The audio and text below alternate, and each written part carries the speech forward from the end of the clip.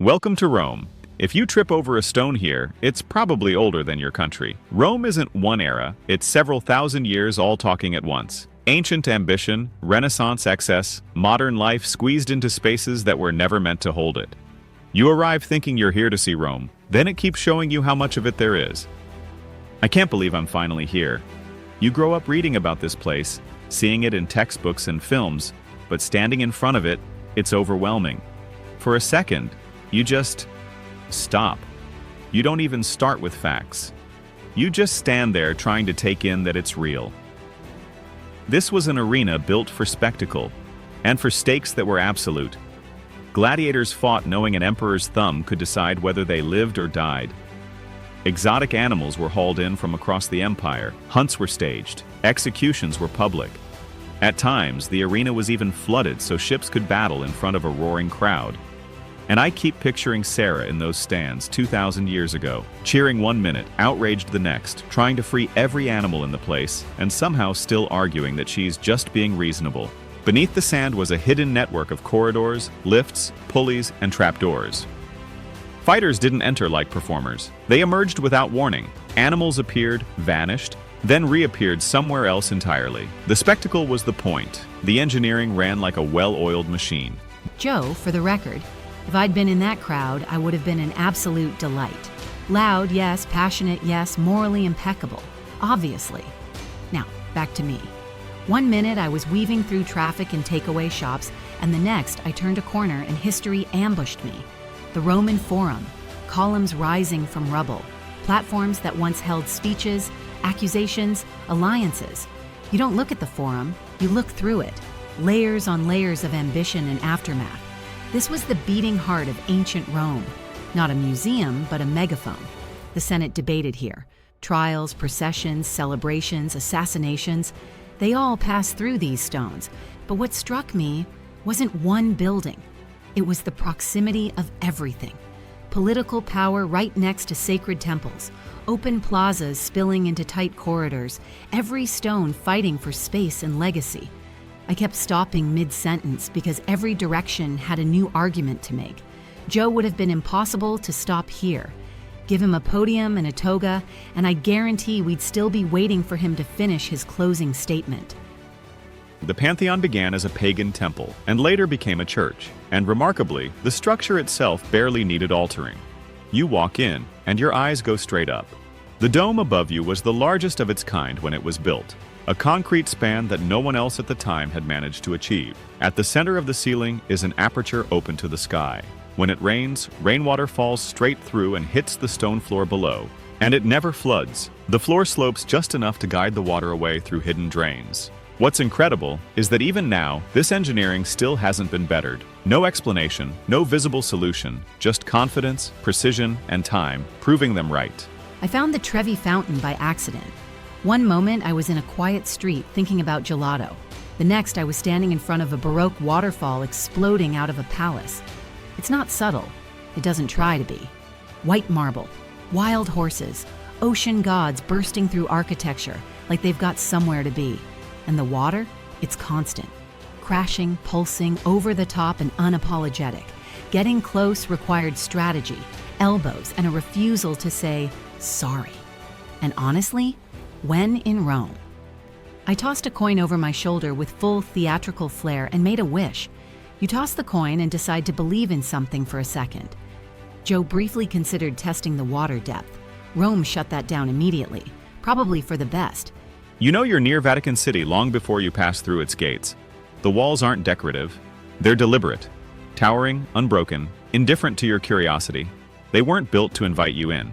They were built to declare what lies inside matters enough to be protected, and so you follow them. Not just because you're heading to the smallest country in the world, but because you're approaching one of the most symbolically loaded spaces on the planet. Then suddenly, the gates open, and the silence lifts. St. Peter's Square unfolds like a stage, arms wide, colonnades sweeping around you in a precise embrace. Designed by Bernini, those columns were meant to symbolize the welcoming arms of the church, geometry with purpose. Beneath you, archives older than nations, vaults of letters, treaties, maps, the memory banks of an institution that's been influencing global events for nearly 2 millennia, geometry with purpose.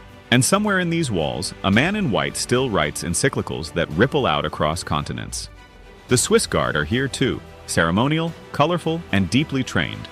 Their loyalty is not to a land, but to a person. Since 1506, they've stood ready to defend the papacy itself. Everything here speaks, not with volume, but with certainty. And whether you're devout, doubting, or just dazzled, you feel the weight of history pressing in from every marble inch. St. Peter's Basilica isn't just big, it's vast. You walk in and suddenly everyone's quieter. Not because they have to be, but because their sense of scale just got realigned. Domes that stretch toward heaven, statues the size of trees, marble that somehow feels soft to the touch. This is the spiritual epicenter of Catholicism, built over what's believed to be St. Peter's burial site. Every inch is designed to humble you, and it works. People move slowly here. Half reverence, half overwhelm. You take it in piece by piece. Michelangelo's Pietà in a quiet corner, light filtering through impossible heights, inscriptions that don't need translating. You step outside blinking, thinking you've seen it. Then you turn around and go back in. The Sistine Chapel is so famous you expect it to be enormous. It isn't. Originally built as a papal chapel, it was never designed as a gallery. And yet it houses one of the most famous frescoes in the world. Michelangelo's ceiling unfolds scene by scene, the creation of Adam, prophets and sibyls, bodies twisted in motion, muscles under strain. At the far end, the Last Judgment pulls the entire room toward it. Creation, fall, salvation, the whole story plays out above your head. You tilt your neck back and follow it. Your neck complains. You ignore it. By the time we sat down to eat, I was starving. Not polite hungry, ravenous. Rome doesn't flirt with food, it commits. We ordered pasta that arrived with a thud. Thick, creamy, completely indifferent to calorie counts. Bread, automatic. Wine, immediate. Flavor, assertive. Like it's been doing this since Empire days. Roman cooking doesn't pose, it provides. It's confident, grounded, and designed for people who actually eat. After a day of ruins, domes, and debates, food here feels like a reset button. You chew, you breathe, you return to yourself. Rome makes sense at a table. That's where it stops performing and starts feeding you for real. Now that we are refreshed, let's start the quiz. So here is the question for today. Beneath the Colosseum was an underground system that controlled animal lifts, trapdoors, and stage machinery. What was this hidden structure called? A. Subterraneum. B. Hypogeum. C. Arena Vault. Or was it D. Ludus Network? So if you know the answer, drop it in the comments for a chance to win a voucher. And remember, Rome doesn't wrap itself up neatly. It lingers in your shoes, in your photos, in that one weird coin still rattling around your bag. You carry parts of it with you. The noise, the scale, the absurd confidence, long after you leave. For more episodes like this, head to our YouTube channel. Subscribe and join the journey. Or if you are curious about us, head to our website at quizzes.gamaflare.com.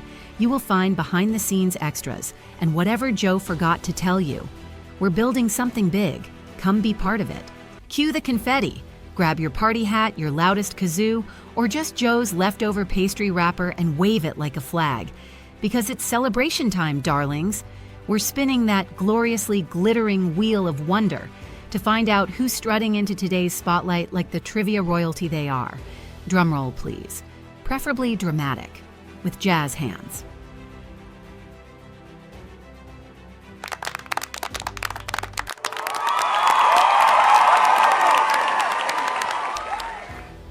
Congratulations to our lucky winner. You'll get a message in your comment faster than Joe can say, "Is that pastry free?" So keep those peepers peeled and your inbox ready. We just need your details to send over your sparkly surprise. And yes, glitter is optional, but highly recommended.